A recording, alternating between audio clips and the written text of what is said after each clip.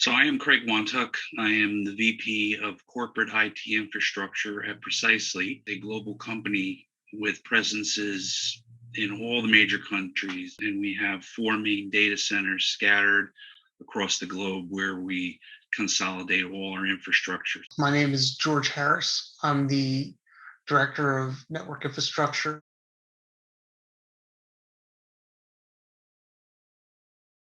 So let me take this back to the genesis of how we ended up with Device42. We began our security journey back in 2019, where we identified large gaps in our security program.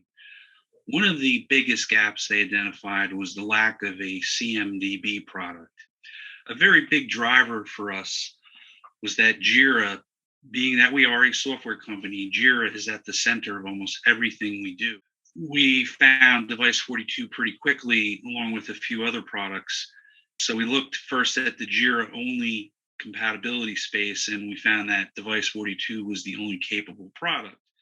And then as we explored our requirements further, we played the devil's advocate to say, well, what if we didn't go with a Jira compatible product? And we just didn't find enough reason to not use Device42. There were so many positives about it for us. One of the very first use cases for us was, besides the obvious piece of onboarding all the assets, was identifying owners and identifying the associated risk with different objects so that our nascent SOC team would be able to, in the event of an incident, look up an asset, find out what the risk profiler was, and be able to contact the appropriate system owner for either remediation or other actions as they required.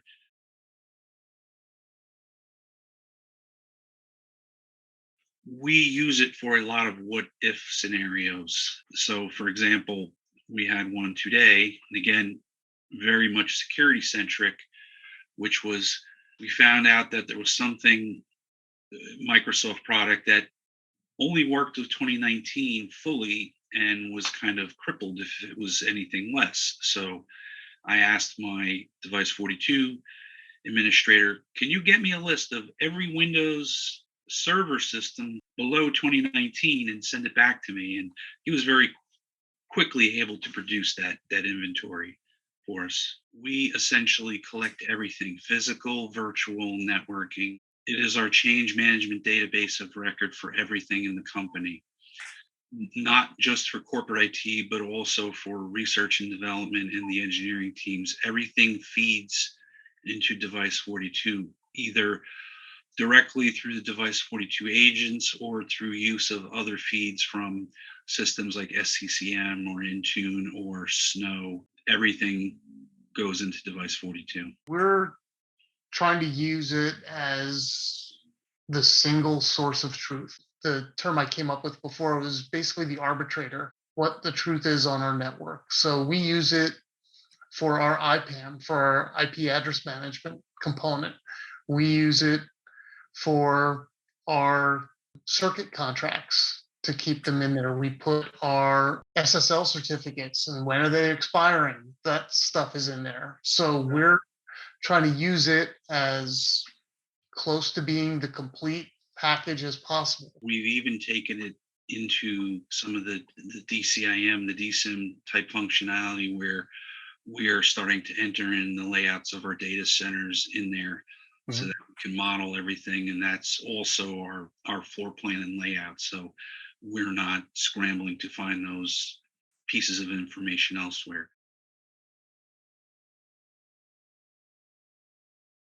As the company matured our change management process as well as our security processes, we had no tools in place other than what we had on our minds or in spreadsheets or in various SharePoint databases in order to determine these questions that we had. Where are the systems? Who owns the systems?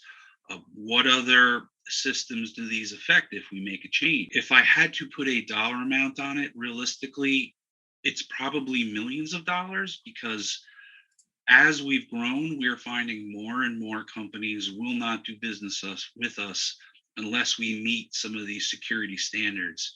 And without a product like Device 42, we would never achieve the security certification. So there's a huge cost in lost revenue from contracts that we would not win or would lose upon renewal. The piece that I was really thinking about was how we have the application dependencies pieces where we're starting to build out what applications are linked to where and how, and we're finding things that may have been either a vestige of some testing that had happened in the past, or we didn't realize how intertwined certain things might have been when it was set up. And so those little nuggets of information become very important when you're starting to look at how do you want to move this system or who's it going to affect and those kind of things, especially because we have so many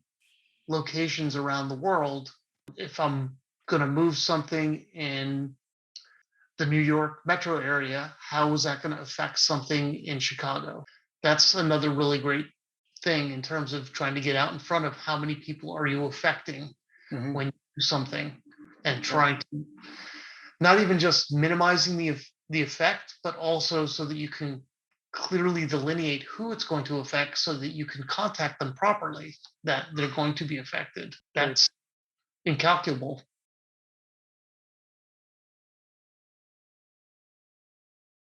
Device 42 has been a terrific partner for Precisely. You've been very supportive of our efforts, very much listening and partnering with us for product improvements. What we do very much like about Device 42 is the fact that it does answer all these questions that we have about our environment once it's populated with relative ease.